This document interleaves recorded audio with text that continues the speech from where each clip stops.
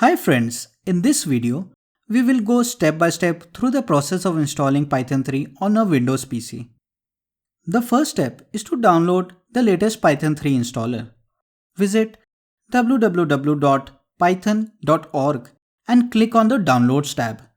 Click on the button which has the latest installer version name on its label. The download process will begin. Once it is complete, open the file to run it. You can see the installation window on your screen. Just select the checkbox which says Add Python to Path. This will help you install Python packages and run Python scripts via command line. Hit Install Now and wait for the setup to complete. Once the setup is complete, click on the Start menu and click on Python 3.9 and click Idle Python 3.9 64-bit to launch the application. The idle shell window will now appear on your screen.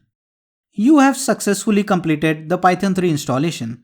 Now, you are ready to begin the next part of your learning journey and execute some Python programs.